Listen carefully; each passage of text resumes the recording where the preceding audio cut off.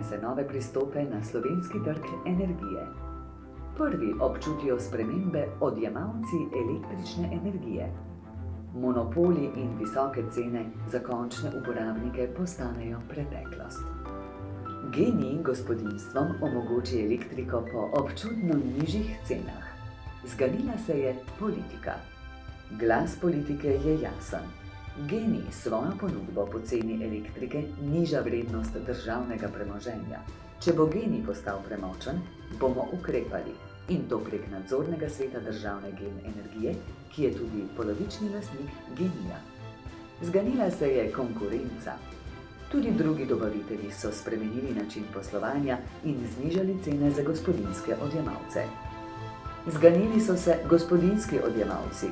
Ob spoznanju, da jim zamenjava dobavitelja lahko občutno zmanjša stroške, jih je vse več preklopilo na GEN-I. Leta 2012 GEN-I vstopi na trg dobave zemeljskega plina. V Sloveniji leta 2012 podjetja plačujejo 31% dražjo ceno plina kot drugje v Evropi. Takratni največji dobavitelj Geoplin je trdil, da ima zvezane roke. Pa jih je imel res, politika ni naredila ničesar. Slovenija za spremembe ne potrebuje tujega dobavitelja. Cenejši zemeljski plin podjetjem ponudi GEN-I. In še isto leto nizko ceno plina ponudi tudi gospodinjskim odjemalcem, ki prihranijo do 400 evrov na leto. O cenovni vojni na trgu zemeljskega plina danes študentje na fakulteti pišejo diplomske naloge. Takratna prva dama Agencije za energijo, gospa Irena Praček, je trdila, da je trg zemeljskega plina v Sloveniji živel že pred prihodom GEN-I-ja, je pa priznala, da so se šele po prihodu novega igralca na trg znižale cene. Strokovnjaki prepoznajo korist GEN-I-ja za družbo in zapišejo: ne le, da so GEN-I koristni, tudi za žep navadnega potrošnika so dobrodošli. Do leta 2012 se je cena zemeljskega plina v Sloveniji dražila hitreje kot v Evropi. Na trg vstopi GEN-I in zgodba se spremeni. Od takrat naprej je cena plina v Sloveniji vseskozi nižja od evropskega povprečja. GEN-I se odzove na podnebne spremembe in priložnosti, ki jih ponujajo zelene tehnologije. Doseganje ciljnih deležev energije iz obnovljivih virov v Sloveniji poteka prepočasi. Postopki postavitve sončnih elektrarn so za navadnega odjemalca izrazito zbirokratizirani in zapleteni. GEN-I slovenskim gospodinjstvom z novo ponudbo sončnih elektrarn na ključ močno poenostavi odločitev za investicijo v samooskrbno elektrarno. GEN-I poživi tudi fotovoltaični trg in prispeva k hitrejšemu zasledovanju slovenskih ciljev obnovljivih virov energije. A tudi to ni dovolj. Zaradi tega je morala Slovenija za leto 2020 od Češke dokupiti primanjkljaj obnovljive energije v vrednosti več kot 5 milijonov evrov. V zadnjih 15 letih je prirast obnovljive energije v Sloveniji najnižji med evropskimi državami. Rešitev ponudi GEN-I in pripravi načrt, kako lahko Slovenijo razogljičimo še pred letom 2050. V času kriz, podnebne, zdravstvene in energetske, GEN-I odjemalcev ne pušča na cedilu. Vsakomur je jasno, da je danes podnebna kriza največji izziv našega časa. Od januarja 2021 GEN-I slovenskim odjemalcem dobavlja izključno elektriko iz brezogljičnih virov. Že 2 leti se borimo proti novi krizi, COVID-19. Spomladi 2020 GEN-I svojim odjemalcem samoiniciativno za 3 mesece zniža strošek položnic za elektriko. Zadnjih 6 mesecev pa smo priče ekstremnemu dvigu cen energentov in novi energetski krizi. Tokrat so prvi odreagirali konkurenti. Eni so dražili, drugi so se poslovili, tretji so rešitelji. GEN-I se je zavezal, da svojih cen ne bo višal vse do poletja 2022. Tudi to je eden od mnogih razlogov, zakaj je GEN-I že 8. leto najbolj zaupanja vreden dobavitelj. Zaupa mu že 400.000 odjemalcev. Danes je GEN-I vodilni promotor inovacij. GEN-I je vodilni promotor zelenih tehnologij. GEN-I ni tipično energetsko podjetje.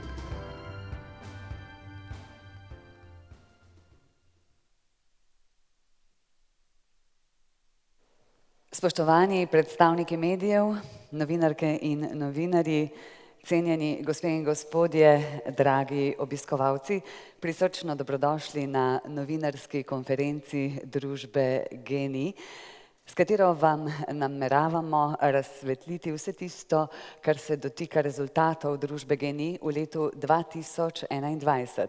Dobrodošlico izrekamo tudi vsem, ki nas tale trenutek spremljate v neposrednem prenosu prek Facebook strani družbe GEN-I in na njenem YouTube kanalu.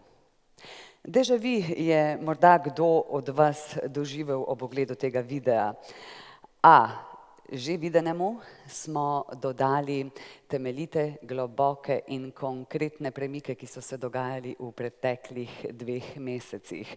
O tem dogajanju in seveda o tistem, zaradi katerega in zaradi česar smo tukaj, spoštovani gospe in gospodje, bo zdaj razgrnil svoj vidik, svoje videnje s svojimi besedami in predvsem s povzetkom dejanj preteklih 2 mesecev in preteklega leta, tisti, ki je družbo GEN-I skupaj s svojimi sodelavci pripeljal do novih rekordov.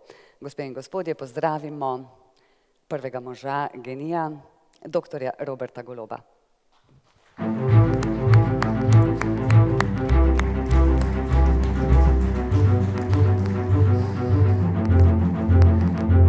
Hvala lepa vsem, da ste z nami. Dobrodošli. Jaz bi danes rad z vami delil zgodbo. Zgodbo o GEN-I-ju v letu 2021. Zgodba je zanimiva, napeta in ima srečen konec. Tako da, dajte se udobno namestiti in uživajte. Mi smo v letu 2021 bili soočeni s 3 krizami. Najprej je bila zdravstvena, potem je jeseni prišla energetska in v GEN-I-ju smo bili, tako kot marsikdo drugi, soočeni še s politično krizo. Ostali smo brez uprave. Ampak nobena od teh kriz nas ni odvrnila od našega ključnega poslanstva.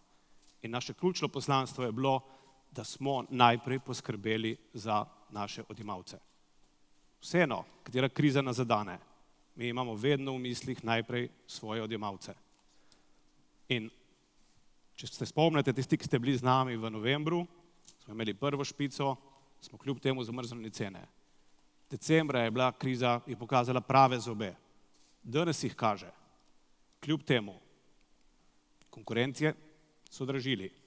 Eni so dražili novembra, eni decembra, eni januarja, eni februarja. Mi ne. Mi ostajamo zavezani temu, kar smo rekli. Naše cene so zamrznjene. Do poletja.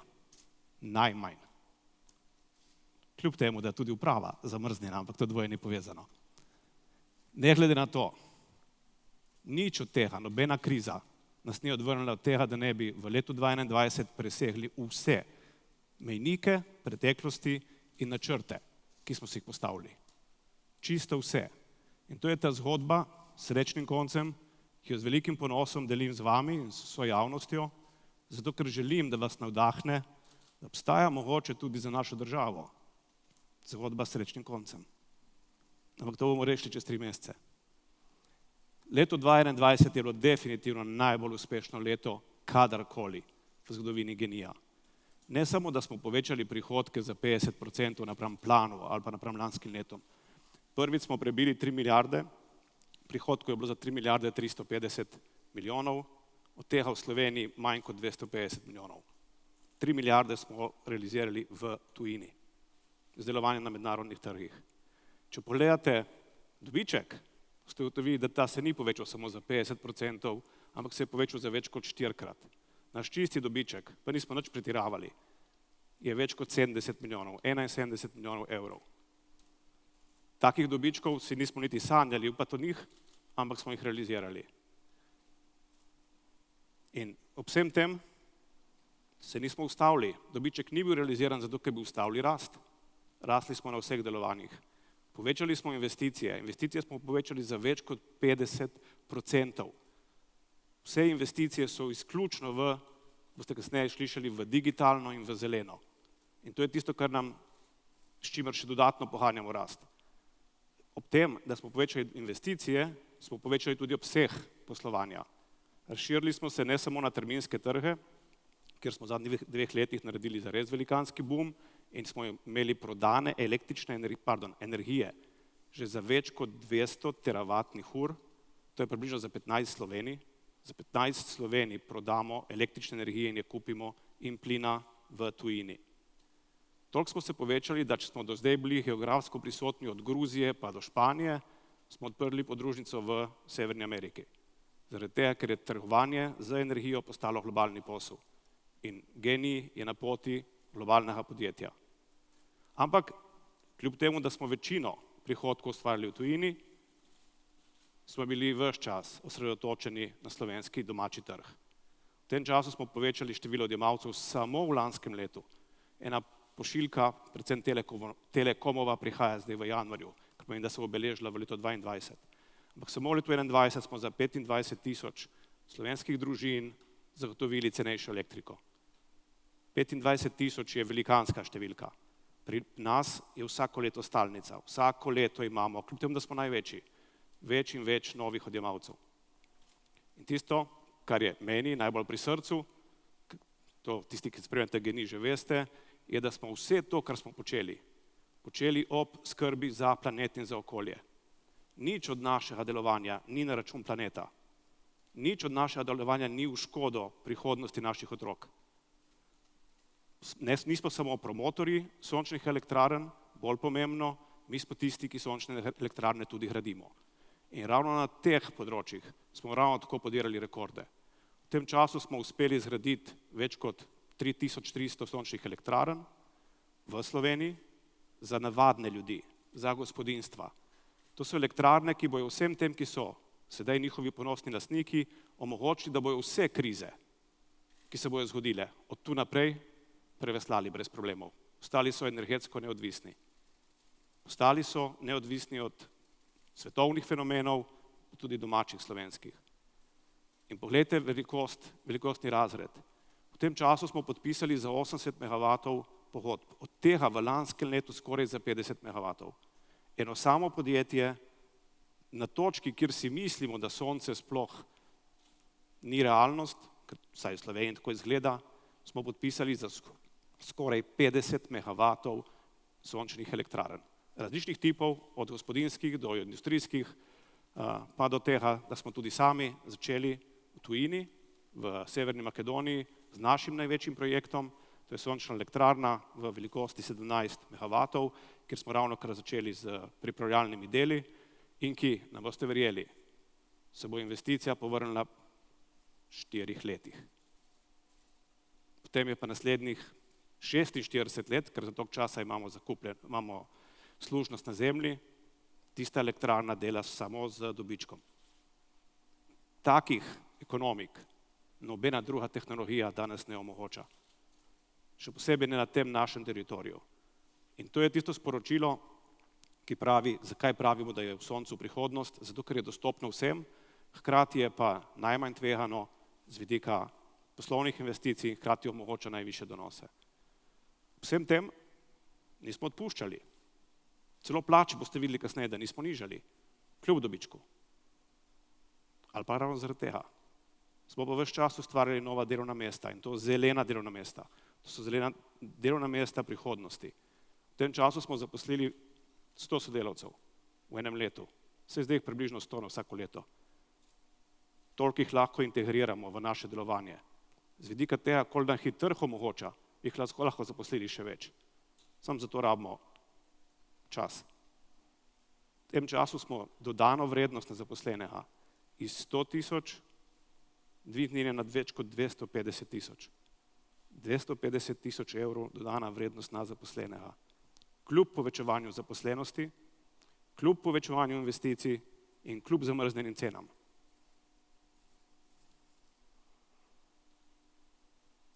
Ne ustvarjamo samo zelena delovna mesta, ustvarjamo delovna mesta za mlade. Pri nas je 60% zaposlenih mlajših od 35. In ja, jaz sem do zdaj, ali pa še vedno kvarim povprečje. Hkrati je pa to kolektiv, ki gradi na znanju in na stroki. Več kot 80% zaposlenih ima vsaj 600 stopnjo izobrazbe, spravi višješolsko ali višjo. In ravno to dvoje, mladost in strokovnost, sta temelja, na katerem gradimo. Seveda, takrat, ko si uspešen, nisi zato, ker ti si to sam domišljaš, ampak zaradi tega, ker ti to ostali prepoznavajo.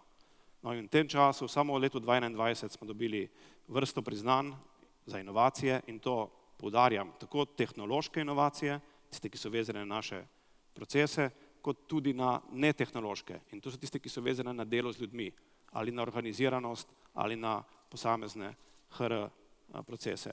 In ravno kombinacija tega dvojega, kako povezovati inovacije na tehnologiji z inovacijami pri delu z ljudmi, je prava formula do uspeha. Kdor se tega zaveda, lahko premika gore. In to je tisto, kar počnemo v Geniju. Poleg tega smo pa tudi zaradi skrbi, ki jo imamo za naše odjemalce, že 8 leto zapored najbolj zaupanja vreden dobavitelj energije v Sloveniji. Hkrati smo pa tudi med najbolj zaupanimi in spoštovanimi trgovci z elektriko in energijo na splošno v Evropi. V celi Evropi smo se uvrstili na drugo mesto, med vsemi giganti, po spoštovanju, ki ga uživamo v tem med našimi kolegi. Zakaj? Zato, ker imamo zdrave, poštene poslovne prakse in ker se tega držimo že 20 let. Zdaj pa ena taka na videz drzna trditev. GEN-I je najboljše energetsko podjetje. Pa dajmo se vprašati, zakaj je najboljše. Kaj je tisto merilo uspešnosti, po katerem merimo, katero podjetje pa je dejansko najboljše? A je mogoče merilo to, ne vem, en minister je bil, ki je to ugotovil, da pravo merilo je, da pogledaš prihodke pa dobiček in če je dobiček napram prihodkom premajhen, to podjetje ne bo v redu. Okay? Po teoriji se v resnici kaže nekoliko drugače. In po teoriji se kaže, da je glavno merilo za uspešnost tisto, ko uspe podjetje najti ravnovesje med 4 deležniki. Lastniki so eni od njih, nedvomno, ampak niso edini. Spravi, ni samo interes lastnika tisti, ki je primaren, da lahko govorimo, da je podjetje uspešno. Lastnik, kupci in stranke so drugi deležnik. Zaposleni so tretji deležnik. In četrti deležnik so finančne inštitucije. In na vrh vsega je okolje. Kot ultimativni deležnik, ki nam bo prej ali slej stavil račun, se pravi, tisti, s katerim se rajš boš, da se ne hecamo. In šele ko pogledamo odnos do vseh teh 4 deležnikov, lahko ocenjujemo, ok, a smo res uspešni? In na tej točki ravnovesja sloni teza, da smo najbolj uspešno energetsko podjetje v Sloveniji. Če pogledamo za lastnika, lastnik ima vedno en sam kriterij. Lastnik ti da denar in si želi od tega denarja čim več nazaj. Temu se reče donos na vloženi kapital. Mi kot privat osebe si mislimo včasih, da je to donos na delnico, ki jo kupimo, ali pa obresti, ki jih dobimo od banke. In tukaj je zanimivo. Ko nekdo vloži 1000 evrov na banko, če ima srečo, dobi koliko? 10 evrov na leto ven. Če ima srečo, v teh časih je to težko, ampak recimo, da dobi 10 evrov. Če bi ta ista oseba vložila v delnice SDH-ja, to je upravljavec državnega premoženja, ki je zelo usposobljen, bi dobila ven 55 evrov pri donosu 5,5. Taki so donosi, likar so jih za lansko leto objavili. Če bi vložila v skupino GEN, to je krovna skupina, v kateri je tudi GEN-I, bi vložila v preteklem letu 80 evrov, ker imajo 8% donos na kapital. Če bi vložila v Petrol, ki ni slabo energetsko podjetje, bi imela 134 evrov, 13,4. To je že zelo spodoben donos za delnice in priporočam marsikomu, ne samo ministrom. Če bi vložila v GEN-I v lanskem letu, bi pa iz 1000 evrov zaslužila več kot 500 evrov. To je 50% donos na kapital. takega podjetja, ne samo v energetiki, še kje drugje v Sloveniji ni. In to je tisti kriterij, po katerem se meri uspešnost za lastnika. Če je lastnik država, bi tudi za državo morali verjati ta kriterij. Ampak sem povedal, da ta ni dovolj. Obstajajo še 3. Enako pomembni, ne bom rekel pomembnejši, enako pomembni. Drugi kriterij so kupci. Vi bi lahko ustvarili ta donos na kapital za lastnika, tako da bi odirali svoje kupce. Ne, pa nam to nekako ne uspeva. Tukaj so samo 3 največji konkurentje. Tukaj je povprečen strošek za elektriko pri GEN-I-ju na leto in zraven so 2 skupini. Ena je Petrol, kjer sta 2 dobavitelja elektrike, 2 blagovni znamki in drugo je HSE, ki ima pod svojim okriljem ostali 2. Razlike je med 100 evri do 250 evrov na letnem nivoju. 30%. Nižje cene pri GEN-I-ju. Kupci, nismo pri njih samo zaupanja vredni zato, ker imamo lepe šove, ampak nam zaupajo zato, ker vejo, da se lahko zanesejo na to, da imajo vedno najugodnejše pogoje. Kljub temu, da dosegamo najvišji donos za lastnika. Tretji deležnik, zaposleni. Seveda, obstajajo tudi načini, da imaš nizke plače. Potem so kupci zadovoljni, pa lastnik tudi verjetno. Tukaj je strošek dela na zaposlenega. V Sloveniji povprečje je, recimo, da je 30 tisoč evrov. V energetskih podjetjih je 40 tisoč evrov. V skupini GEN je 70 tisoč evrov. Pri nas je sestavljen iz 2 delov. Iz plače in iz nagrade. In če pogledate plače, boste videli, da je plača praktično enaka kot v skupini HSE, praktično enaka kot v distribucijah. Povprečje plač je 42 tisoč. Zelo dobro za slovensko povprečje, ker je nad povprečjem, a nič posebnega. To so fiksne plače. Tudi moja plača, prije sem noter. Potem pa je dodatni del, ki je pa odvisen izključno samo od uspešnosti. In ja, v letu 2021 smo bili, jaz sem povedal, neizmerno uspešni, rekordno uspešni. In zaradi tega so se plače povišale. V povprečju za 2-krat. Seveda je to razporejeno po lestvici, ampak nihče, tudi oseba z najnižjo plačo, ne bo za leto 2021 prejela manj kot 30% višjo, kot jo je imela prej. Variabilni del je minimalno 30% za celotno leto, tudi pri tistih z najnižjimi plačami. Deležnik zaposlenih je zadovoljni zaposleni, pa ni vsa sreča v denarju, to sem že povedal, povem še enkrat. Ampak zadovoljni zaposleni, ki so ustrezno nagrajeni, takrat, ko gre podjetju dobro, je ključ do uspeha. In četrta stvar, ki bo pri vsemu skupaj najbolj neverjetna, boste rekli, ok, super, imajo najvišji donos na kapital, imajo najnižje cene, pa najvišje plače, verjetno delajo na finančni vzvod, po domače. Verjetno so se tako zadolžili, da bojo zdaj vsak cajt skrahirali, ker delajo na puf. Tle pride pa četrti deležnik, to so finančne inštitucije. In veste, kaj ta graf pove? Da ne samo, da nimamo dolga, imamo višek denarnih sredstev na računu. In s tem se zgodba zaokroži. Nič od tega ni na ceno okolja. Vse ste slišali, dobavljamo samo še brezogljično elektriko vsem. Postavljamo sončne elektrarne kot blesavi in se trudimo prepričati ostale, da nam sledijo, da si jih tudi sami postavijo. Ker hočemo pomagati planetu. Pa nam kljub temu to uspe. In ta slajd je zame ključen in si zelo želim, da si ga vsak zapomne. Kako je možno na eno sliko, v eno podjetje, spraviti najvišji donos, najnižje cene, najvišje plače in nič dolga? A si predstavljate, v kakšni državi bi živeli, če bi to veljalo za Slovenijo? Dajte si predstavljati za 1 sekundo.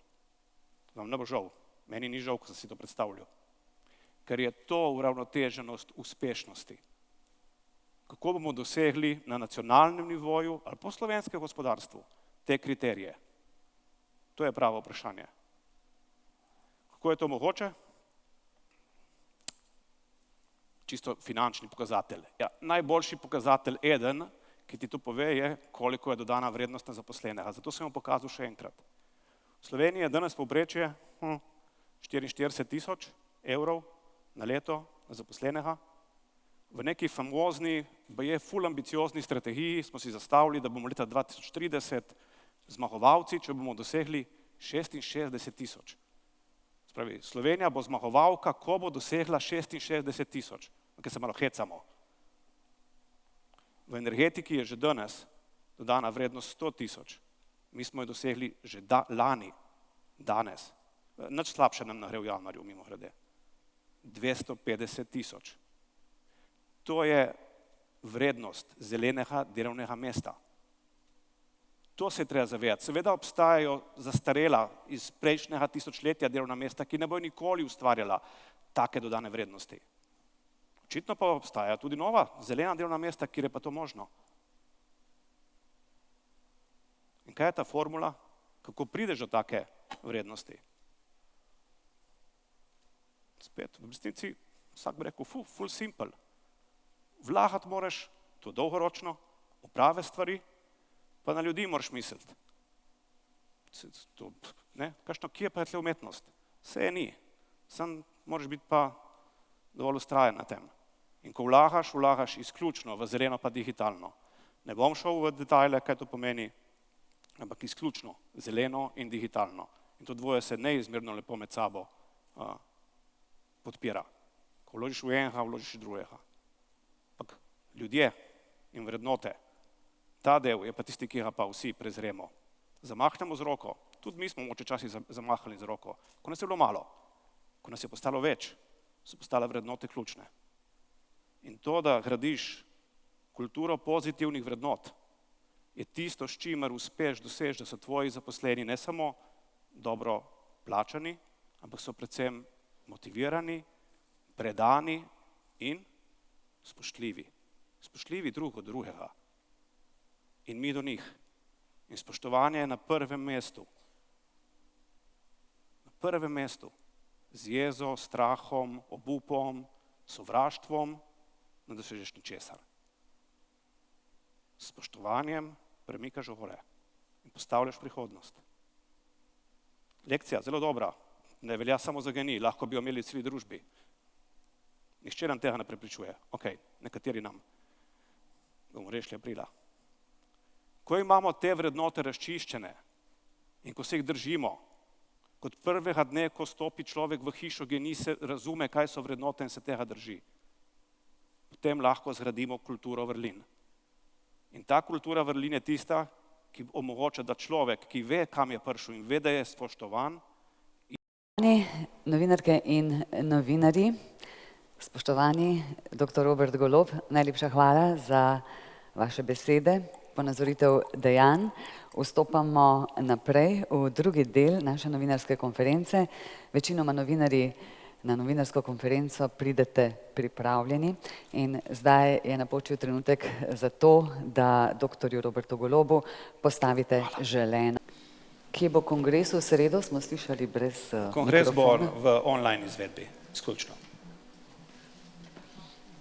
Živimo v takih časih. Kaja Kobetič, Kanala, zdaj rekli ste glede vaše politične poti, da boste šli korak za korakom, najprej sreden kongres in tako naprej, ampak glede na to, da ste vodili tako veliko podjetje, vendarle veste, da je potrebna neka dolgoročna vizija. Opravili ste kar nekaj pogovorov, kje vidite morebitne politične zaveznike in med tistimi vrednotami prej ste omenili tudi vključenost in prilagodljivost. Ali torej dopuščate možnost, da bi morda pogovore opravljali tudi s katero od strank aktualne koalicije? Hvala. Začeti morate na vrhu pri vrednotah. In to je spoštovanje. Jaz sem se pogovarjal z vsemi. Celo z predstavniki vladajoče koalicije sem imel kar nekaj stikov v preteklosti, ampak zdaj nisem čutil potrebe, da bi se ponovno spoznaval z njimi. V tem času sem pač spoznal vse akterje in prav je, da se spoznavamo in prav je, da se pogovarjamo. Bil sem posameznik. Od srede naprej upam, da nas bo več, da bomo kolektiv. Šele od srede naprej se začne moje politično življenje. Nič prej. In od srede naprej verjamem, da bom skupaj s svojimi simpatizerji, somišljeniki, soborci, če hočete, ustvarjal tudi vizije. Danes sem samo jaz, samo Robert Golob in čisto nič več. In zato ne bomo govoril v imenu stranke, ki mimogrede sem sicer član, ampak samo član, še manj bom govoril v imenu ostalih sogovornikov. Lahko vam pa povem to, kar govorim zadnja 2 meseca na javnih tribunah. Res verjamem v vrednote, kot so spoštovanje, sodelovanje, spoštljivost. Jaz verjamem, da samo na teh vrednotah lahko gradimo boljšo prihodnost. Kdor v te vrednote ne verjame, jih ne živi ali jih celo izpodbija praktično vsak dan na kakšni elektronski napravi, z njim se ne rabim spoznavati, za njega vem, katere vrednote on živi. Človek, ki živi vrednoto, ki mu je ultimativna vrednota, zbujanje strahu med svojimi sodržavljani, ne bo nikoli moj sogovornik. Spodbujamo spoštovanje tudi v nadaljevanju te novinarske konference. Kakšne misli vas še prevzemajo? Izvolite. Lep pozdrav še enkrat. Še eno pomembno politično vprašanje v naslednjih letih bo jedrska energija. Zanima me, ali podpirate gradnjo drugega bloka. Če da, zakaj, glede na to, da po vsej verjetnosti do 2033 ne bo zgrajen in glede na to, da poudarjate to zeleno prihodnost Slovenije. Hvala lepa. Hvala, mi je všeč za to vprašanje, ker je v resnici povezano tudi s tem, kar počnemo v GEN-I-ju. Mi smo pripravili vizijo 2030, ki predvideva v resnici, kako izpeljati razogljičenje slovenske energetike do 2040 in v tem načrtu ima jedrska energija svoje mesto. Kar pomeni, kaže se jedrska energija kot tisti vir, ki bi lahko bil najbolj primeren za oskrbo industrije in razogljičenje prometa. Po drugi strani, to ni GEN-I-jeva strategija, da se razumemo, ukvarjanje z jedrsko energijo, kaže se, to kaže številke. Po drugi strani smo se v GEN-I-ju zastavili za cilj, da ta čas, ko se bodo drugi ukvarjali z iskanjem ustrezne ekonomike za jedrske naprave, bomo mi raje delali na soncu in na obnovljivih virih energije. Sam osebno verjamem, da je sonce najboljši, najčistejši in tudi iz poslovnega vidika najbolj primeren vir za našo državo. To verjamem. Ali bomo uspeli s solarizacijo Slovenije ali ne, bo pokazal čas. V vmesnem času, ko se bo GEN-I in še kdo drugi na polno trudil s soncem, morajo jedrski strokovnjaki pripraviti zelo enostavno. Oni morajo pripraviti načrt, poslovni načrt za drugi blok. Danes ga še nimamo.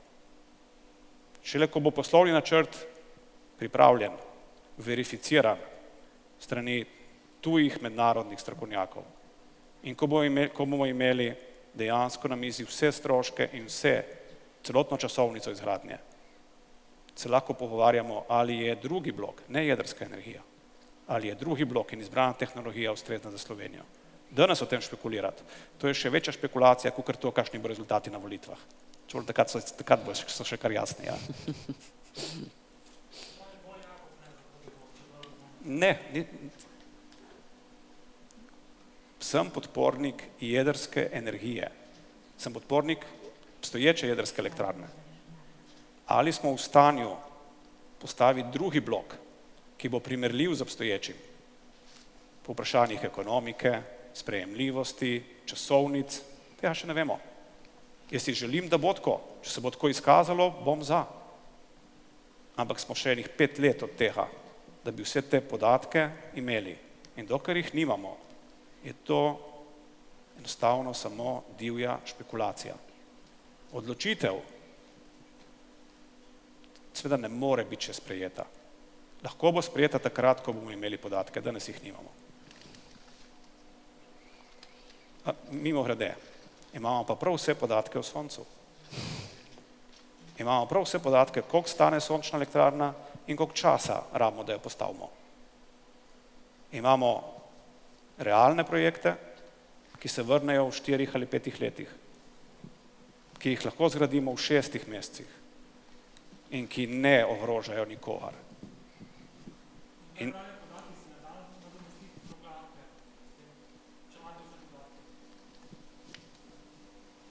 To bo pokazal čas.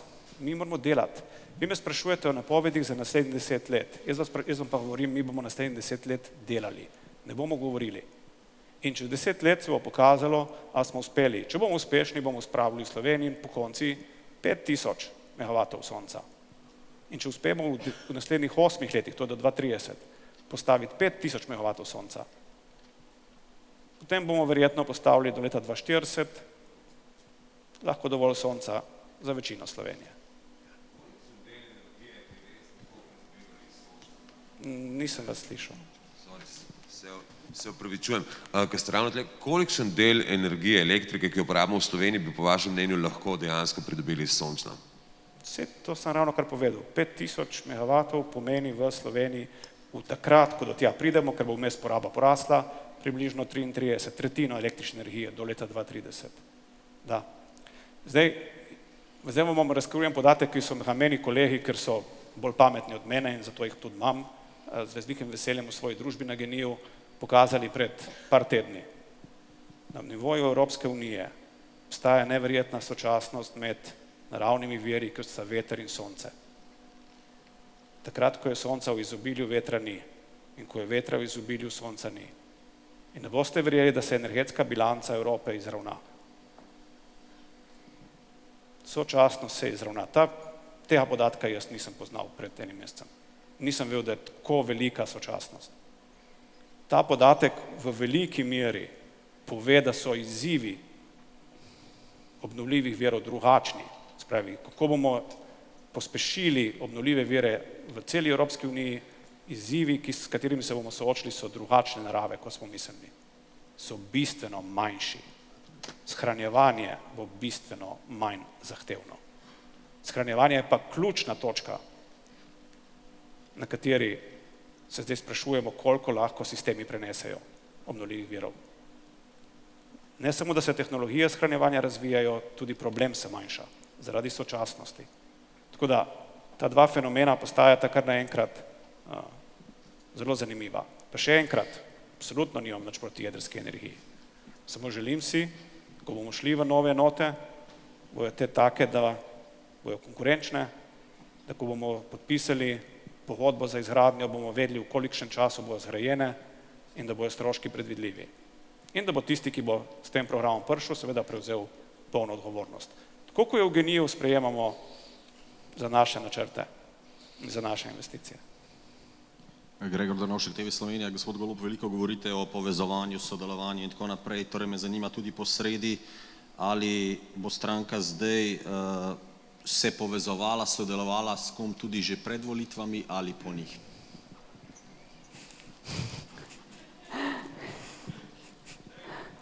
Ne bi počakali do srede, ko bomo videli, kdo je vodstvo stranke, pa boste pol na vodstvo stranke to takrat postavili to vprašanje, prosim.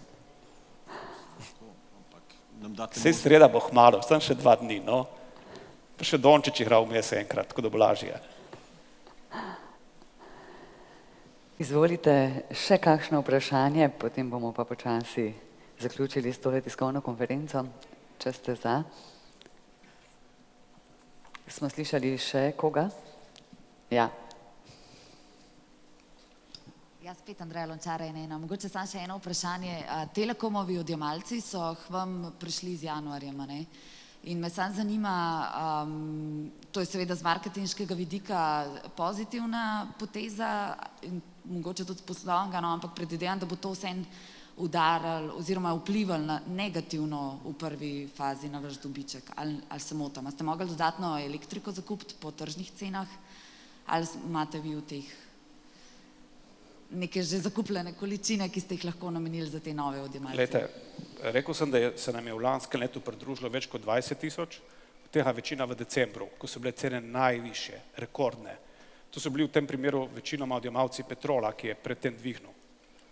Tako da, in takrat smo imeli iz tega naslova, te elektrike seveda decembrske nismo imeli. Zakaj bi jo pa imeli na zalogi?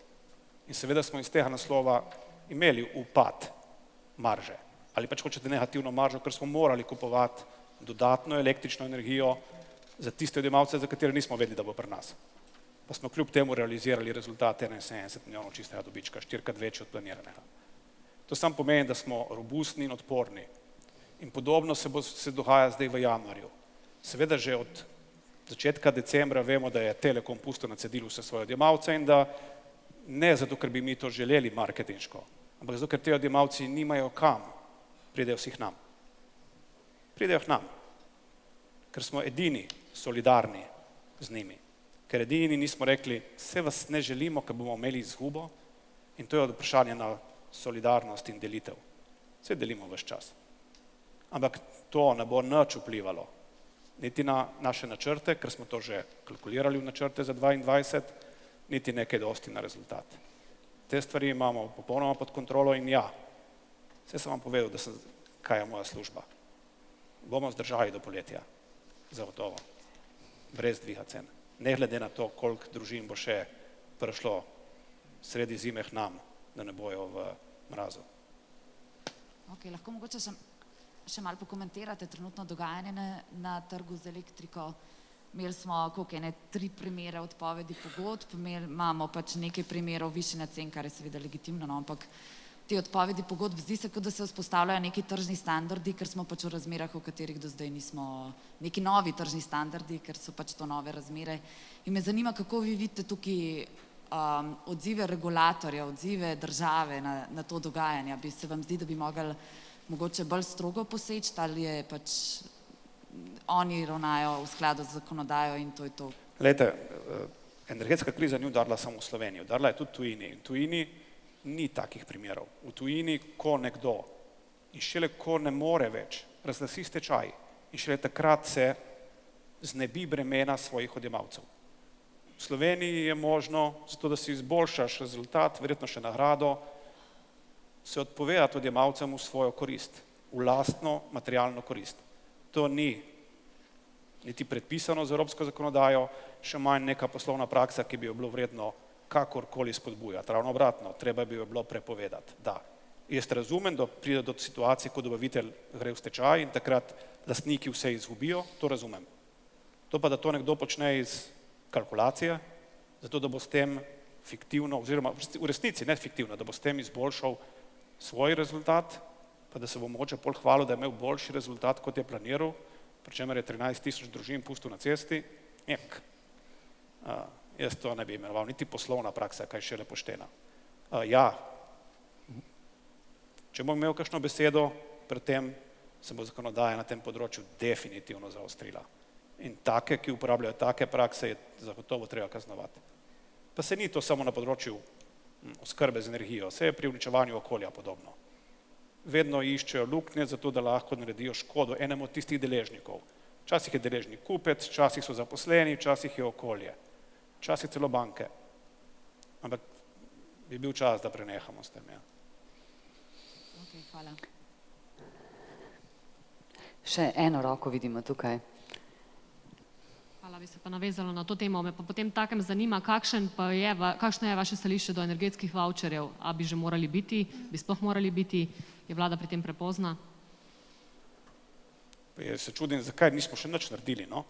Spravi, vse ni bistveno, ali bo vlada odlično obvlada tiskanje bonov, to vemo, ok? Spravi, vse operativno se ji ne bo zalomilo. Če se bo odločila za bone, pol vemo, da bojo prišli do ljudi. Zakaj čakajo toliko časa, nimam pojma, vlečejo zato, da bo to predvolilna tematika, zato, da se bojo pred volitvami lahko s tem hvalili, jaz bi pričakoval, da bi to naredili decembra, ko so začeli dobavitelji dvigovati cene, ne pa marca ali pa celo aprila, ko bo že vse mimo.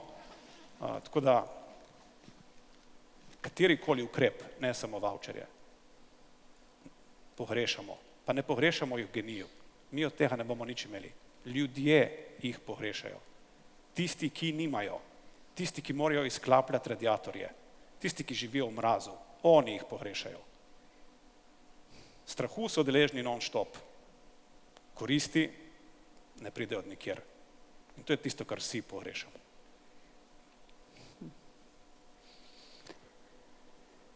Iz sebe da največ, ker mu mi to hočemo, ker se ne ukvarjamo z njegovimi pomanjkljivostmi. Ok, razen če ga je strah, pa jezen je, pa to tisto odpravimo. Ampak sicer se pa ne ukvarjamo z njegovimi pomanjkljivostmi. Ukvarjamo se s tem, kje je najboljši. In ko ugotovimo, kje je najboljši, mu pomagamo to razviti. Zato, da ker šele tisti, ki je najboljši v svojem elementu, bo lahko kolektivu pomagal, da bo kolektiv boljši. In zato GEN-I nikoli ni bil kolektiv povprečnežev, ki odpravljajo svoje napake, ampak je bil vedno najboljši kolektiv, ker je združeval najboljše ne posameznike, ampak najboljše povezane posameznike. Ker smo iz vsakega potegnili ven tisto, v čemer je bil najboljši. In v resnici je naš uspeh temelji na dveh stvareh. Na pozitivni podjetniški kulturi in na znanju. Nič bolj kompliciranega. In celo deluje. Dokaz imate pred sabo. Deluje. In ja, kako je bilo lepo, ko bi lahko isto rekli za našo državo. Da bi naš uspeh naše države temeljil na pozitivni politični kulturi in na znanju upravljavcev te države. Mogoče bi celo Švico prehiteli.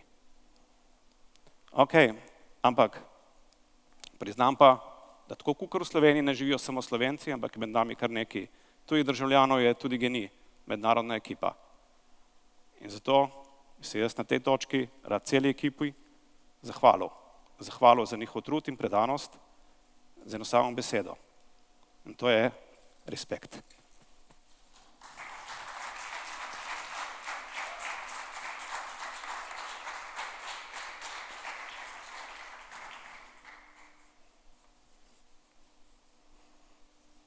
Ok, kako naprej? Mogoče zdaj nekateri pričakujete, da bom govoril o naši viziji 2030, ta je bila sicer 3-krat zavrnjena, tako da ne bom govoril o tem. Bom raje govoril o eni drugi zadevi in to je o poslovodstvu. Mogoče nekateri veste, da imamo jutri sklicano skupščino, na kateri je GEN-I-ja, na kateri naj bi odtekli 3. krog glede imenovanja poslovodstva. V sredo je sklican drugi narok, obravnava na sodišču v Krškem, kjer naj bi se tudi ukvarjali s tem, kako postaviti to nesrečno poslovodstvo. Pa nič nesrečno, ker firmi gre zelo dobro, tudi brez. No, ampak ne glede na to, kaj se pripravlja v naslednjih dnevih, sem pa jaz svojo odločitev že sprejel. In sem že prejšnji teden, tudi formalno, umaknil svoje soglasje za poslovodstvo, kar pomeni, da ni važno, kaj si mislijo na sodišču, ne na skupščini, jaz v upravi naslednji ne bom več sedel. Spravi, s tem sem umaknil formalno možnost, da bi me kdorkoli imenoval upravo. V resnici bi lahko rekli, eni bo rekli, da sem sprostil prostor, da se napetosti pomirijo, ampak te so utopisti, ker napetosti se seveda okoli firme ne bojo pomirile, samo zato, ker sem se jaz umaknil. Drugi, ki so malo bolj sanjači, mogoče taki kot jaz, bojo pa rekli, da sem se odločil, da grem eni novi veliki dogodivščini naproti. Včasih je enostavno čas za spremembe. In tisti, ki poznate geslo našega civilnega gibanja v zadnjem času, to je bodi sprememba, pa se ne bo začudilo to, kar bom zdaj rekel, da takrat, ko človek nagovarja druge, naj bojo sprememba, je fajn, da začne pri sebi. Spravi, v čem sem pa jaz se odločil, da bom sprememba. In to je ena točka, kjer, ko sem bil majhen, ti govorijo najprej, ok, trdo delaj. Pa enostavno govori, da te bojo razumeli, kaj hočeš povedati. In če boš trdo delal in če boš pošteno delal, boš tudi uspešen, se ne more biti drugače. In ko boš uspešen, boš zato tudi ustrezno plačan. No in ker je bilo dosti špekulacij o tem, kakšna je moja plača, tukaj je moja plačilna lista za zadnji mesec, pa ni bila predzadnji nič drugačna. To je moja plačilna lista, to je moja plača. To je 6675 ali nekaj podobnega evrov. Dobim na račun vsaki mesec. Sem dobil, ne zdaj več. Zdaj nekoliko nižja. Zakaj je to pomembno? Ker ta plača je super, saj nič narobe z njo, fantastična plača je. Jaz si želim, da jo imajo vsi, ne samo v GEN-I-ju, vsi Slovenci ne jo imajo. A ne bi bilo lepše, ko bi jo imeli, raje, kot da se ukvarjamo s tem, kdo je nima. Zakaj je ta plača pomembna? Pomembna je zaradi tega, ker jo tudi ne skrivam. Od prvega dne, odkar sem se zaposlil v gospodarstvu pred 20 leti, je bila moja plača vedno objavljena. V letnih poročilih in na spletu jo tudi najdete. Zato so vse špekulacije nepotrebne in razumem, da se mogoče kdo ne bo uspel upreti, pa bo še naprej špekuliral tu naprej, ampak mu ni treba. Lahko dobi tudi plačilno listo, če želi. Je pa res še nekaj drugega. Saj sem povedal, ko delamo dobro, smo za to nagrajeni. In ker smo imeli fantastično leto 2021, rekordno, sem tudi jaz upravičen po svoji pogodbi do rekordne nagrade. Ampak, kakšna bo ta nagrada, se danes še sploh zares ne ve. Lahko bo nič, lahko bo 100 000 evrov, kot je bila v preteklih letih, lahko bo več 100 000 evrov. In veste, od koga je to odvisno? Še najmanj od mene. Odvisno je od tistega, ki je to pogodbo z mano podpisal, to so lastniki, in odvisno je od revizorja, ki bo moral to priznati, pa še ni, in odvisno je od skupščine, ki bo junija letos. Skupščini junija letos se postavi temelj, zato da bomo vedeli, kolika je nagrada, ki mi jo pripada za preteklo leto. Nič prej. Ampak ne glede na to. Ker junija, kot sem že povedal, bomo imeli stanje v državi bistveno drugačno, kot ga imamo zdaj, in ker nočem, da bi kdo špekuliral, da bom vplival na svojo nagrado iz kakšne druge pozicije, ker to je najlepša špekulacija. Sem se odločil malo drugače. In ko sem šel k notarju overiti, da umikam svoje soglasje za nadzorni svet, sem overil še na drugo izjavo. Zato ker vem, da tisti, ki več ima, mora to tudi deliti. Ker verjamem v solidarnost, verjamem v sodelovanje. In jaz imam dovolj. In v tej krizi, dveh krizah, marsikdo nima dovolj. In jaz sem se odločil, da bom nagrado, ne glede na to, koliko bo, v celoti, da sem jo podaril humanitarnim organizacijam. Zato, da se ta zgodba zapre. Od tu dalje, više, ko bo nagrada, bolj bom srečen. Ampak ne zame.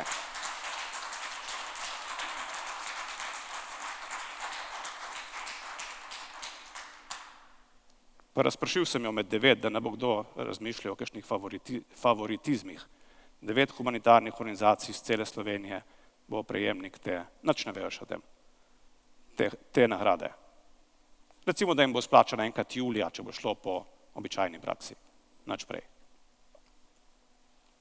No in zdaj, ko slišite, da grem novi dogodivščini naproti in da sem rudzak sprazno in da imam njemu samo najbolj nujne stvari, vas lahko edino še pozovem, da se mi na tem poti pridružite. In ste tudi vi sprememba. Hvala.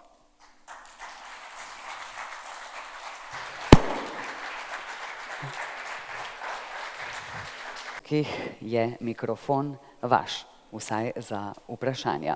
Izvolite. Pa če se lahko prosim, uvodoma tudi predstavite, kdo ste in iz katerega medija prihajate. Hvala.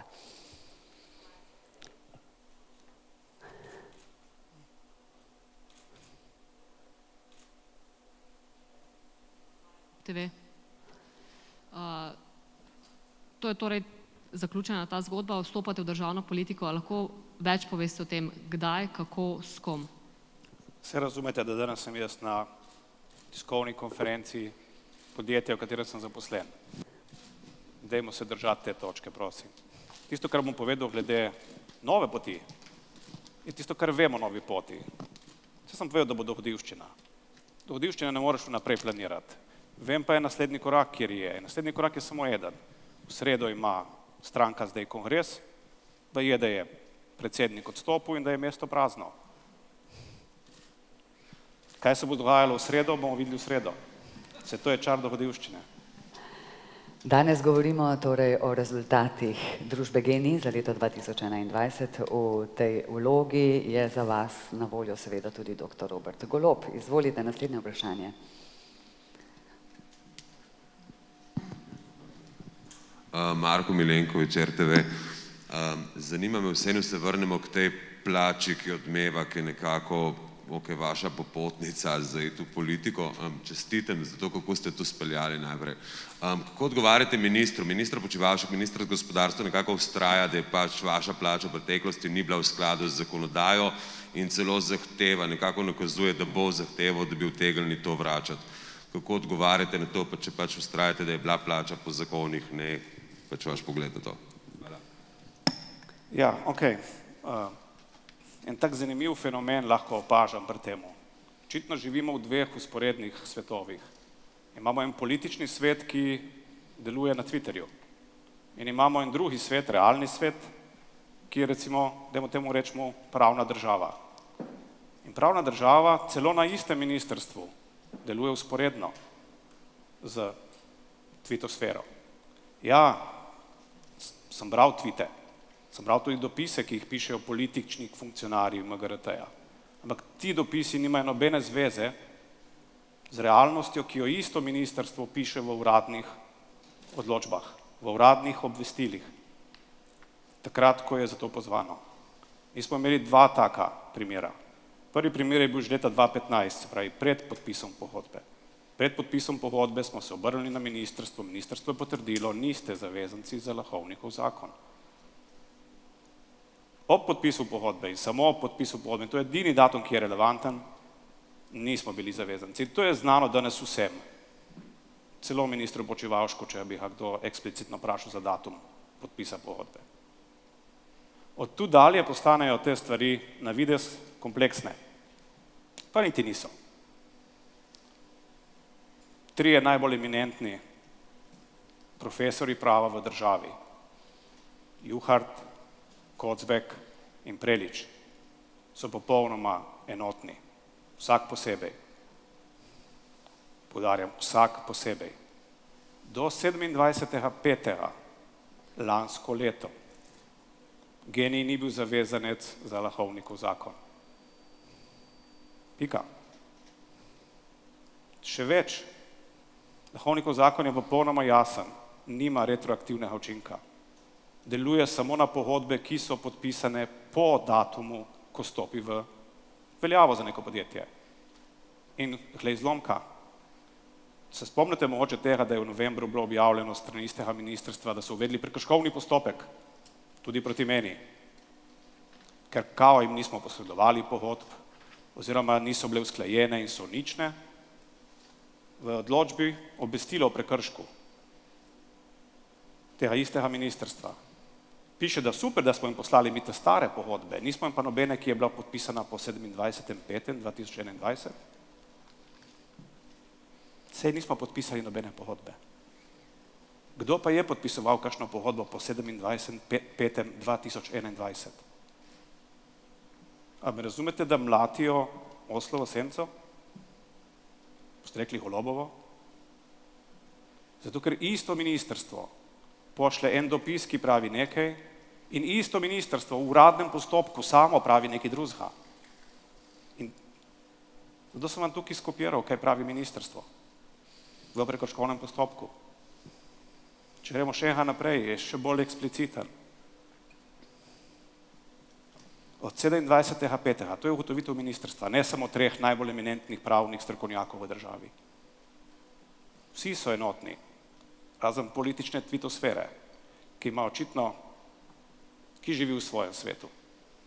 Svetu jeze, sovraštva, obupa, prezira, a to ni moj svet.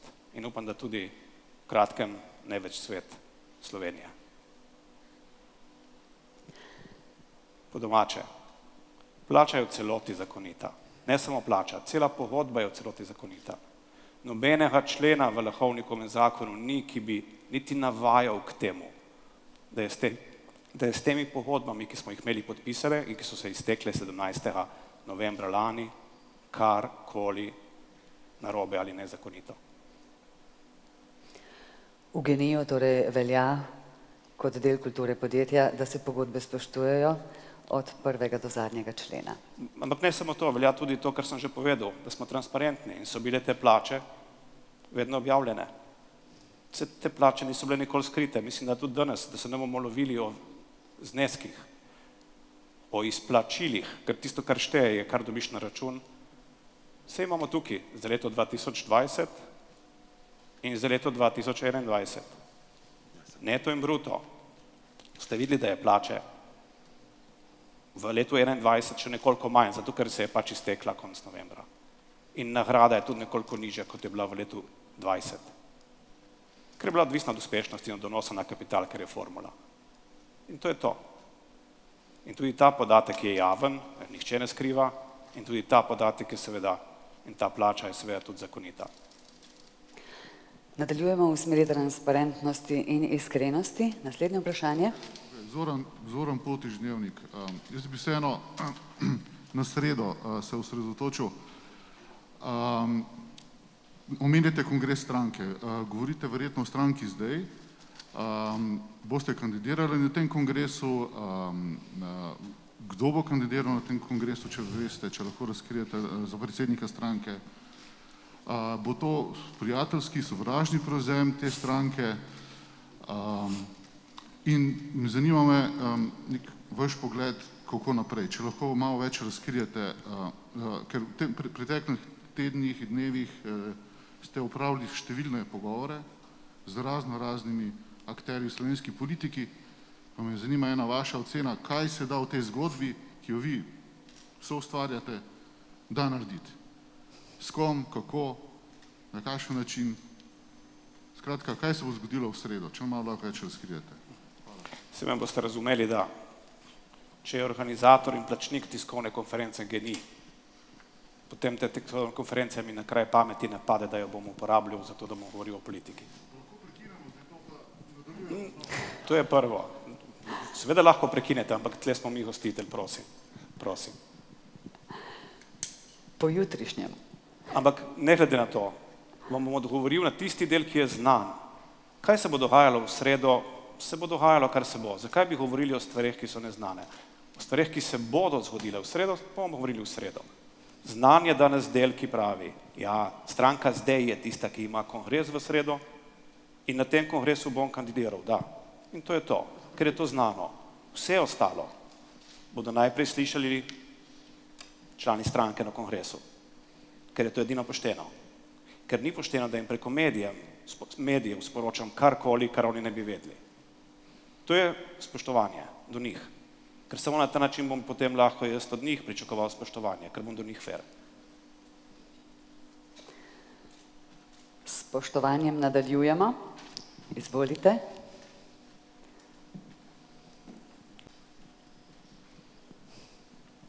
Lep pozdrav, Gašper Lube, Al Jazeera.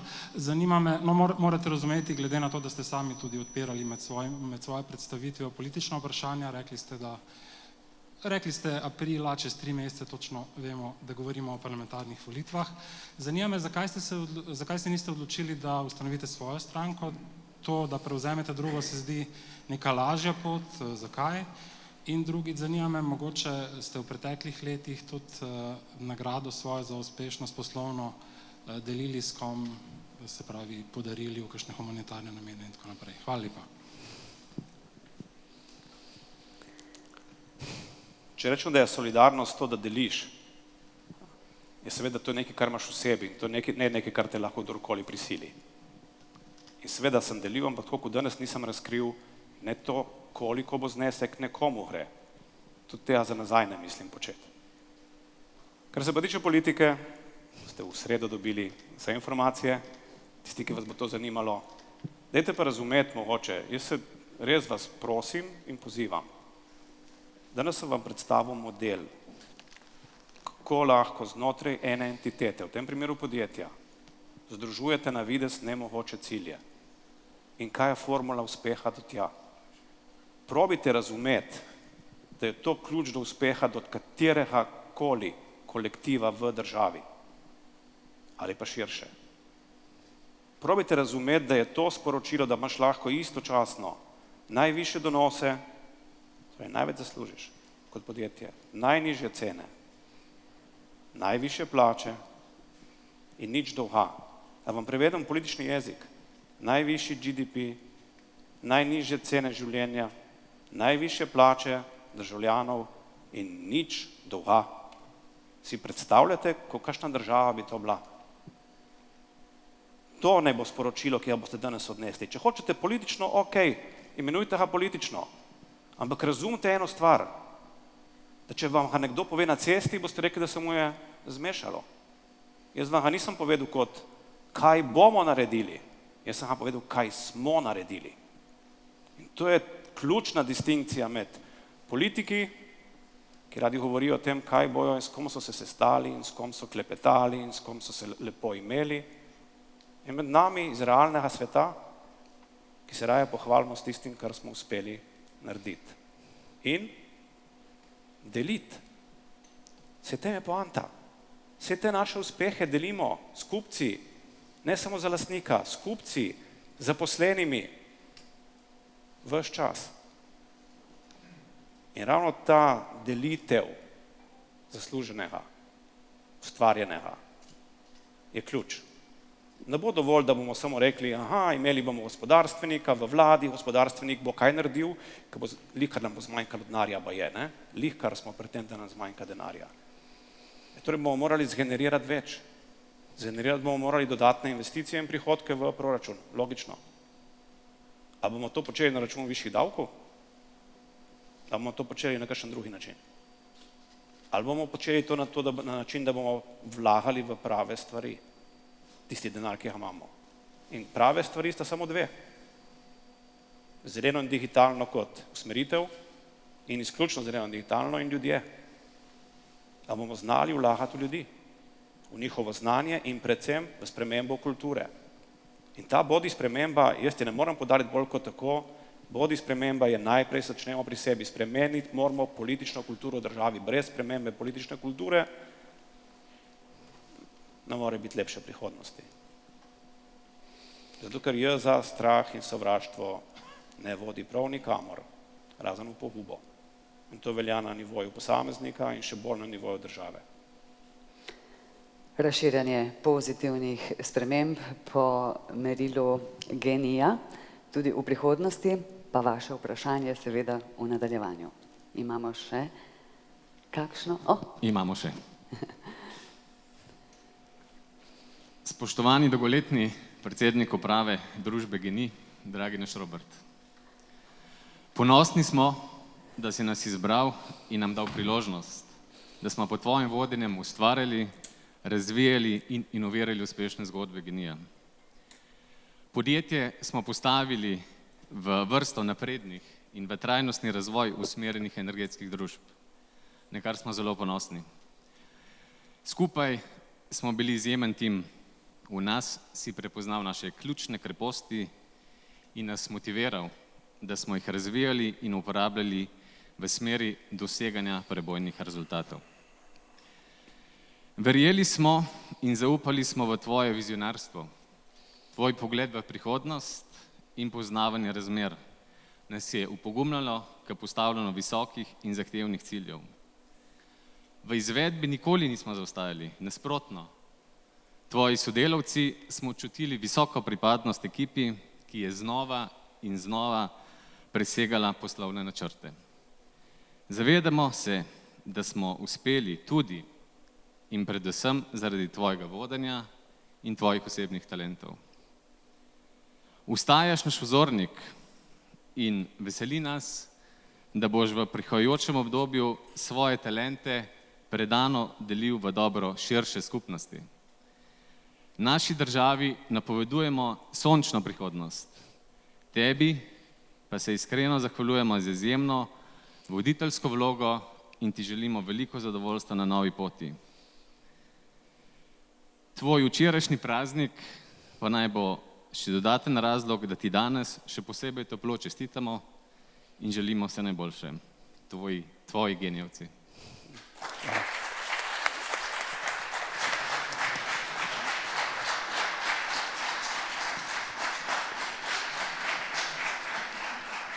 Vašim sodelavcem zelo veliko dopuščate samoiniciative, jo vzpodbujate. Vito Panič je pravkar spregovoril spontano in nenačrtovano v imenu vaših, tako rekoč bivših sodelavcev. Jih boste pogrešali? Ne? Se niso še bivši, se ostajam zaposlen. Samo ne bom več kandidiral za predsednika uprave, ker bom pač kandidiral nekje drugje, ko bo čas za kandidiranje. Ker nočem mešati teh dve stvari. Je pa res, da edini način za napredek vsakega kolektiva je takrat, ko uspeš opolnomočiti svoje sodelavce. Ne, ko jih vodiš s strahom, jezo ali podkupovanjem. Ne. Takrat, ko jih opolnomočiš, da oni sami prepoznajo smisel tega delovanja, najdejo svoje osebno poslanstvo in so zato toliko bolj predani tem ciljem, ker so njihovi in ne moji. ker so cilji kolektiva enaki cilju posameznika. To je možno samo takrat, ko je posameznik opolnomočen. Se od njega valjda seveda pričakuje proaktivnost in ja, Vito me je zdaj presenetil, ok, pravilno. Ampak hkrati tudi veš, da se lahko nanj zaneseš, ker ves čas sprejema odgovornost. Ker sprejemajo odgovornost, ne bežijo od svojih dejanj. In mimogrede, napake so ne samo dovoljene, v taki kulturi so napake nujne, ker brez napak ni inoviranja. Zato so tudi spodbujane, ker so to edini način, ali pa tudi, če hočete, najboljši način za rast, tako osebno kot kolektiva. Tako da ja. Hvala še enkrat.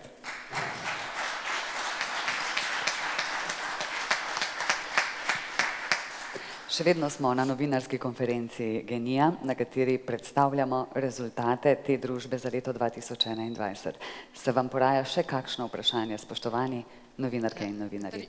Katarina Matejčič, Pop TV, da se navežem ravno na to, kar je gospod rekel. Torej, rekli ste, umaknili ste kandidaturo, ostajate zaposleni v podjetju, do kdaj in na kakšnem delovnem mestu? Delovno mesto je isto, kot ga imam že danes. Jaz sem od 18. novembra zaposlen kot direktor upravljanja strateškega portfelja nabave energije po domače. Jaz sem tisti, ki skrbim za to, da zamrznjene cene ostanejo zamrznjene za Slovenijo, pravi skrbim za nabavo elektrike in zemeljskega plina za gospodinjski odjem. Na tem ostajam zaposlen. Verjetno si bom vzel tudi kaj dopusta, takrat, ko bojo stvari v politični areni postale zares vroče, ampak to bo sklepam, da enkrat tam aprila. Sicer bom pa normalno delal, dokler ne dobim druge službe. Kje bo naslednja? Verjetno bo v parlamentu, ampak o tem ne odločam jaz. Ja, lahko se opravičujem, jaz bi še eno vprašanje postavil, Zoran Potič, Dnevnik. Danes smo slišali to zgodbo podjetnika, uspešnega podjetja energetskega, pa me zanima, ali je možno vse te kriterije, vse te principe, vrednote, ki jih zagovarjate, implementirati v širši družbi, pri vodenju družbe. Je to tudi podjetje ali je vseeno malo bolj zapletena zadeva? Eno vaše razmišljanje mogoče, ali je to mogoče implementirati na tej ravni? Ali so to iluzije, ali sem zgodba, ali ne? Hvala. Zdaj, lahko bi vam odgovoril na dva načina. Prvi, klasičen poslovni, je, da ok, mogoče ni možno implementirati povsod, poudarek je na mogoče, vendar, če ne uspemo v naslednjih 8 letih vsako leto postaviti eno tako firmo, kot je GEN-I na noge, bo to že odlično. In to je čisto izvedljivo. To je čisto izvedljivo. Z ustreznim usmerjanjem naporov in sredstev. Drugi, ki je pa bolj resničen. Pa vse te teorije, ki ste jih danes, ki so temelj, na podlagi katerih smo zgradili kulturo, pa te teorije niso ideje, niso fikcija. Vse te teorije so v svetu razširjene po vseh družbenih sistemih. Kultura vrlin je tipična kultura, ki jo zahodne evropske države vpeljujejo ne samo v Google pa v Facebook, ne. Vpeljujejo, veste kje so začeli? V ameriški vojski. Vpeljujejo v represivne organe, vpeljujejo v javno upravo, vpeljujejo v nevladne organizacije. Povsod.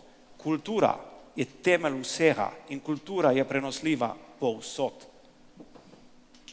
Tako ko je strah, se žal prenaša povsod, ko ga nekdo dovolj časa vztrajno širi. Ampak je jezik svetlobe in vrlin z vidika civilizacijskega napredka edini, ki vodijo napredka. Ampak ta jezik ni zrasel na mojem zelniku, ne pač rad berem, neizmerno rad berem, ne samo znanstvene fantastike, tudi kakšno bolj strokovno delo. In vidiš, da se da prenašati. In mi smo pač prenesli v okolje GEN-I-ja. In zdaj bomo prenesli še kam drugam. Ker je to nekaj, kar deluje po celem svetu.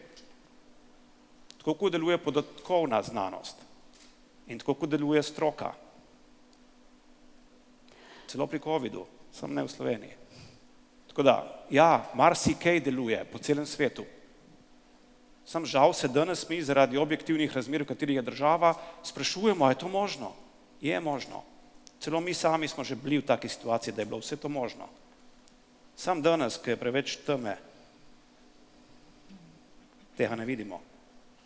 Bo prišla svetloba 24. aprila, zagotovo. Kulture vrlin v GEN-I-ju niste pustili samo v teoriji, ampak ste jo prenesli tudi v prakso. Naslednje vprašanje. Luka Gorenjec, Nova 24, bi se navezal na to prejšnjo vprašanje. Pač menite, da bo čez 3 mesece stanje v Sloveniji boljše. Zdaj sedanje vlade, preden se vam ni iztekel mandat, niste eksplicitno kritizirali. Kaj zdaj bo trovalo te nenadni spremembi vašega govorjenja? Morda to, da vas niso ponovno potrdili za direktorja? To je dober izgovor, ne? Ne, glejte, stvar je zelo enostavna. To, v kakšni državi živimo in kakšna klima v državi vlada, se ve že dlje časa. Jaz postanem kredibilen, zato da to razgrnem celi javnosti takrat, ko imam osebno izkušnjo, ki se je nisem bal. Natančno sem vedel, saj je brigadir Krkovič sam vam pričal v kamero, pa moče ga povabite k vam bo ponovno povedal, da je bilo znano že leto dni, kaj se bo zgodilo. Tudi sam sem to vedel. In obstajala sta 2 struji. Prva struja, ki mi je prepričevala, Robert, daj umiri se, počakaj, da gre vihar mimo. Skri se. Zvola, nisem tak tip človeka. In obstajala druga struja, tista, kateri tudi sam pripadam, ker delim te vrednote. In raje, kot da bi se skrival, sem rekel, bom počakal, da se zgodi, ker potem bojo ljudje verjeli, ker bom govoril o osebni izkušnji, ker bom pričal o tem, kaj se je zgodilo, ne kaj se bo, ne kaj se je drugim. Pričam o tem, kaj se je meni in nam zgodilo. Če hočeš pričati, moraš biti najprej žrtev, ker potem si kredibilen. In sem počakal na to, da sem postal žrtev. Ampak poanta ni v tem, da sem postal žrtev s tem, ker nisem bil mandata. Poanta je v tem, kako je vaš medij o meni poročal, preden je to vprašanje prišlo na dnevni red. Do novembra za vaš medij nisem bil sporen. Od novembra naprej me imate pa vsak dan v zobeh. Pa ne samo vi, da ne boste še kar v ugledni družbi. Planet je na istem, pa Siol tudi. Take popularnosti, kot jo imam v vaših medijih od novembra naprej, ker nisem tiho, bi si je lahko samo želel prej. Moče za kakšen bolj plemenit namen, moče za širitev zelene preobrazbe in nujnosti sprememb, mogoče za pomiritev strahu in razkola med cepivci in anticepivci. Super bi bilo. Jaz samo želim, da bom vaše pozornosti in planetove, Siolove, enako deležen tudi v naslednjih tednih, ko bomo govorili o bolj ključnih stvareh za večino ljudi. In to je ta edini razlog. In sem vam hvaležen za vašo pozornost. Vsaka pozornost je dobra, pravijo, lahko na koncu. Vprašanje morda. Ja, če se lahko za trenutek vrnemo pač k temi tiskovke. Zanima me tako, če lahko še enkrat pojasnite, ker pač zmeraj manj jasno je, zakaj so bile plače navedene v neto zneskih. Povsod v letnih poročilih imaš pač bruto zneske, letna poročila pač niso namenjena iskalcem zaposlitev in podobno. Zakaj je tle taka odločitev? Ne, to, da izkazujemo plače in nagrade v neto zneskih, je v resnici korporativna politika skupine GEN, ki tako ali drugače pripadamo.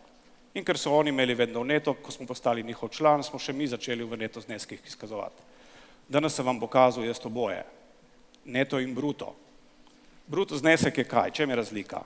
Neto znesek je tisto, kar dobim jaz na račun. Niti evra več od tega ne dobim. Bruto znesek je pa strošek, ki ga ima podjetje. Še več. Bruto znesek, pa mislim, da bo tukaj zanimivo, če bom prikazal to grafiko, je tisti strošek, ki ga ima na primer naš odjemalec z mano. Spravi, če imam jaz skupaj prejemku na letnem nivoju 400 000 in je naših odjemalcev 400 000. To pomeni, da vsak odjemalec na leto plača 1 evro za mojo plačo in nagrado. In veste, koliko je njegova za povprečnega odjemalca na letnem nivoju korist, zato ker je dal 1 evro v mojo plačo? 230 evrov. In zdaj mi vi povejte, kdo od vas si misli, da je to nezasluženo. Nihče ne skriva plač. Plače so ves čas javno objavljene. In ko pridejo iskalci zaposlitve, se tudi ne pogajajo o bruto. Zanima jih, kaj logično, koliko bodo dobili na račun. Vse verjamem, da vse vas zanima to, koliko boste dobili na račun. In nikogar od vas ne zanima, koliko bo vaš delodajalec moral odvesti državi ali pa v pokojninsko blagajno za vas. Ker vsi mi živimo od tega, kar dobimo na račun. Lastnik, to je tisti, ki je z mano pogodbo podpisal, by the way. In samo lastnik je tisti, ki ga zanima, koliko je bruto znesek. In kaj smo prej ugotovili glede lastnika? Seveda je lastnik z mano podpisal, jaz ne morem sam s sabo pogodbo podpisati. Da je neizmerno srečen, da je podpisal z mano tako pogodbo. Glede na donos, ki ga ustvarja. Za 50% donos na kapital je ta pogodba fantastična.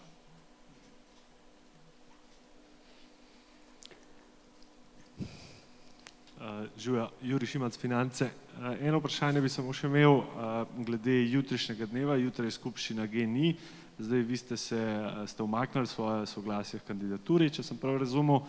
A to pomeni, da bo zdaj GEN-I s tem svojim deležem tudi nekako podprl imenovanje nove uprave, kot si jo je zamislila GEN Energija oziroma država, ker vsi vemo, da tukaj so bile stvari malo zapletene zaradi določil v družbenih pogodbah. Skratka, bo GEN-I zdaj omogočil postavitev nove uprave. Hvala. Najprej ne povem, da nimam popolnoma nobenega pooblastila, ne za odločanje o tem, še manj za glasovanje. To že od 17. novembra naprej. Drugo, kar lahko povem, je, da moje osebno mnenje je, da si nihče v GEN-I-ju ne želi imeti politično nastavljene uprave. Zato, ker imamo dovolj izkušenj s politično nastavljenimi upravami iz drugih podjetij, kako se dokonča. Zagotovo ne z rezultati, kot smo jih kazali. In tega si nihče od zaposlenih ne želi. To sem prepričan. Jaz si lahko samo želim, da bo jutri na skupščini, da bosta oba družbenika prišla vsak s svojimi kandidati, da bojo te kandidati imeli ne samo ime in priimek, ampak vizijo razvoja podjetja, za katero bojo stali in ki bo v korist podjetja. Ne v neko korist nekoga tretjega ali pa celo kakšne čudne koristi. Če se bo to zgodilo, potem je verjetno jutri vse mogoče, ampak to ni odvisno od mene. Niti ne s kakšnimi kandidati, s katerimi kandidati bojo prišli, niti kako jih bojo predstavili, še manj kaj bojo te kandidati predstavili kot razvojni načrt. Do zdaj nihče od kandidatov, ki jih je politika poskušala vsiliti v GEN-I, ni imel ničesar od tega. Še najmanj pa je podpiral vizijo razvoja do leta 2030, ki jo mimogrede izvajamo in videli ste rezultate. To je vizija razvoja, ki je ne samo koristna za podjetje, ampak primarno za vse deležnike. Vas politika ni nastavila in upajmo, da bo tako, kar se GEN-I-ja tiče tudi v prihodnje pri ostalih kandidatih. To je še eden od tistih mitov. Mogoče lahko damo eno grafiko gor. Dva mita krožita, ne? Prvi mit je, da je bil GEN-I vedno državno podjetje, pa drugi mit, da me je nastavila politika. Jaz sem prevzel prvo funkcijo, direktorsko, sicer v 100% zasebnem podjetju, mislim, da imam pol še eno grafiko naprej za to. Takrat je bil predsednik države dr. Janez Drnovšek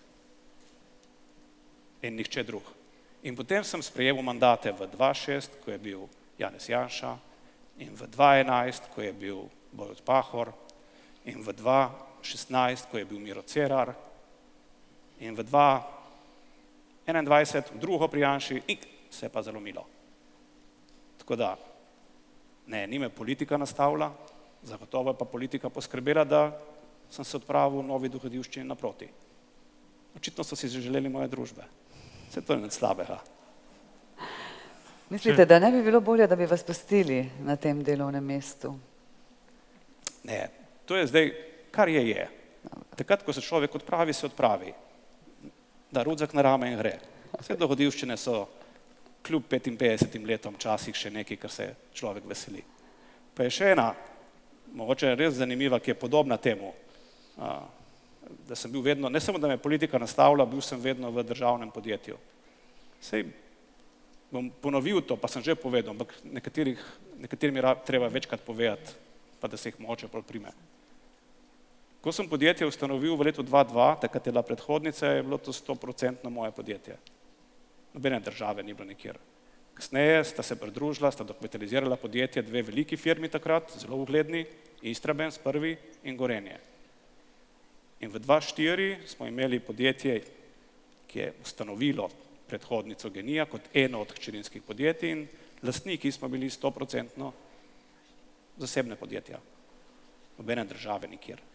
Država se nam je prvič pridružila leta 2006. In tudi, ko se nam je pridružila država 2006, to je GEN Energija, jaz nisem bil zaposlen v GEN-I-ju. Jaz sem bil ves čas zaposlen na IGES-u, v podjetju, ki sem ga ustanovil. Prezaposlil sem se iz IGES-a na GEN-I, zares zaposlil in začel prijemati plačo in nagrado v letu 2011. To je takrat, ko je od Istrabenza in Gorenja in tudi mene ta delež odkupil Petrol. Še zmeraj je bilo podjetje pol, ni bilo državno, ko sem se zaposlil v njemu, to je bilo v 2011, ampak lastniki so bili pa drugi. V 2016 je Petrol izstopil in takrat se je začel postopek nacionalizacije, ne privatizacije GEN-I-ja. In ta nacionalizacija je počasi potekala od 2016 do decembra lansko leto, ko je tretji vladi Janeza Janše uspelo dokončno in 100% nacionalizirati GEN-I. In danes je lastniška struktura GEN-I-ja 100% državna. Nacionalizirana.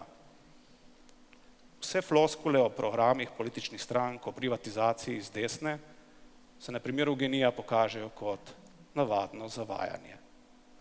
Ker privatizacija je za njih očitno samo takrat, ko to dobi prijatelj. Kot mogoče v primeru Save Turizma ali podobnega, takrat je to privatizacija.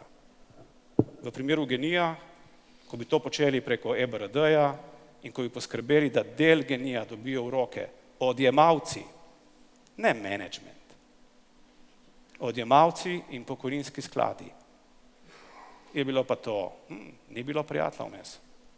Je bilo pa to ustavljeno in nacionalizirano. Ja, in zato je danes podjetje 100% državno, od 27. maja lanskega leta naprej. In od takrat naprej smo državni uradniki. Ampak kljub temu, da smo državni uradniki, imamo pravico povedati politiki ne, takrat, ko ocenjujemo, da ne počnejo stvari v korist te države. In dogodivščina čaka. Je pa zanimivo, ne? Kljub temu, da je podjetje v 100% državni lasti, država ne more postaviti svoje uprave. Ne? To ste s temi statutarnimi zadevami kar lepo rešili. Ampak mogoče pustimo to, hotel sem vas vprašati samo še to, če malo pošpekulirava. Eden od predlogov za novo upravo GEN-I pojavilo se je ime gospoda Martina Novšaka. A mislite, da če bo gospod Novšak imenovan na čelo GEN-I, da bo sledila pa zdaj še menjava na GEN Energiji? To je res sicer mogoča špekulacija, ampak je precej divja. Tako da nisem tisti, ki o tem odloča, se morate obrniti na koga drugega. Jaz imam pa vprašanje v zvezi z temi pooblaščenci v GEN-I.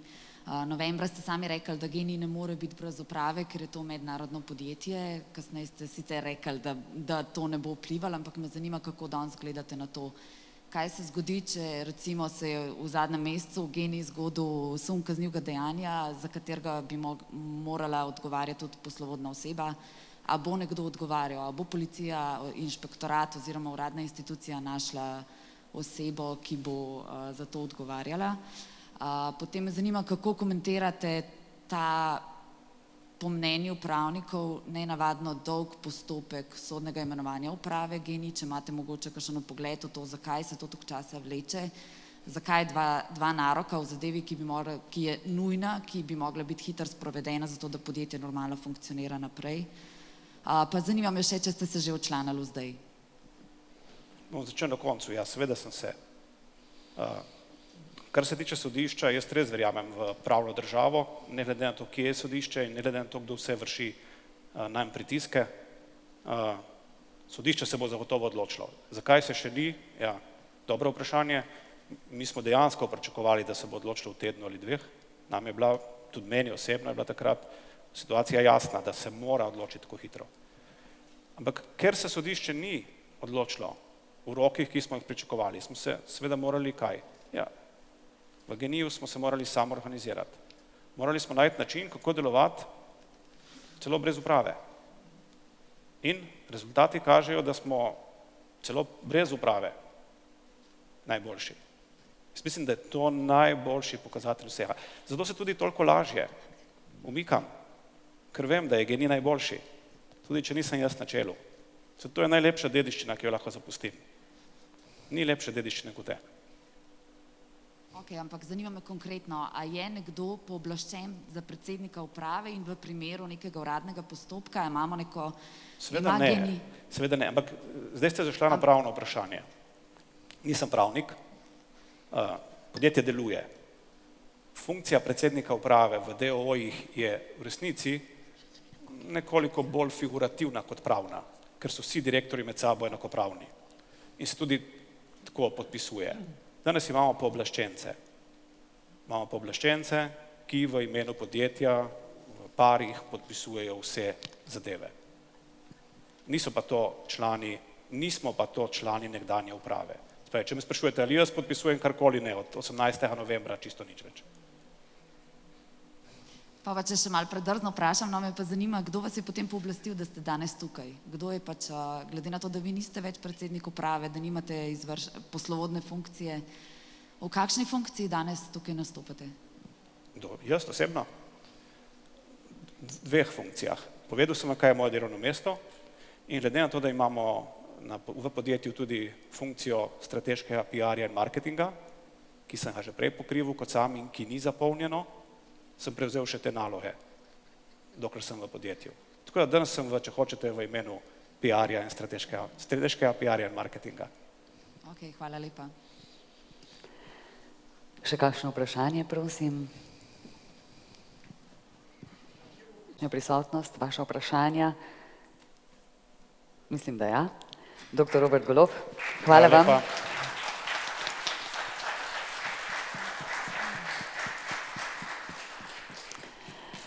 Najlepša hvala za vašo udeležbo na današnji tiskovni konferenci. Se vidimo ob prvi pravi priložnosti, mogoče že v sredo. In nasvidenje in hvala lepa.